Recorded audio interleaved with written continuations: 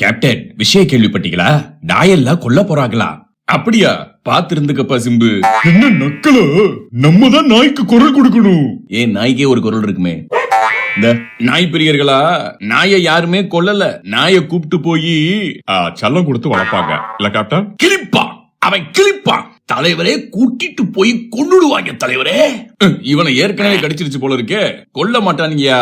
அதுக்கு தங்க இடம் கொடுத்து சாப்பாடு போட்டு என்னடே சொல்றீங்க? கூட்டு போய் சோறு போடுவாங்களா? அப்ப எல்லாரும் போலானே. இரியா நீ வேற. தடுப்பூசி போட்டு புழு மாத்திரை கொடுத்து குடும்ப கட்டுப்பாடு பண்ணி மனுஷனுக்கு பாதுகாப்பா இருக்கிற மாதிரி ஆன உடனே அந்தந்த இடத்துல கொண்டு போய் விட்டுடுவாங்க. அததான் சுப்ரீம் கோர்ட் சொல்லி இருக்கு.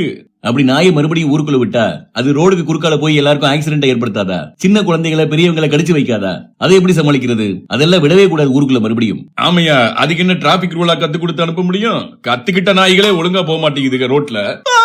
என்ன நாய் கடிச்சிருச்சா? இல்ல, இது என்ன கொடுமையா இருக்கு. நாய் கூட பழகுங்கயா, அது கடிக்காது. அதை எப்படி நீங்க பழகுறது? இப்ப நீங்க போயிட்டு இருக்கும்போது ஒரு நாய் உங்களை துரத்துதுன்னு வைங்க, நீங்க நின்னுட்டீங்கன்னு வச்சுக்கோங்க. கடிக்க வசதியா இருக்குமா?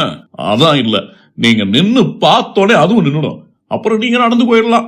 நான் நடந்து போயிட்டா என் பைக்கை யார் எடுத்துட்டு வருவா? ஓ, பைக்ல போறீங்களா?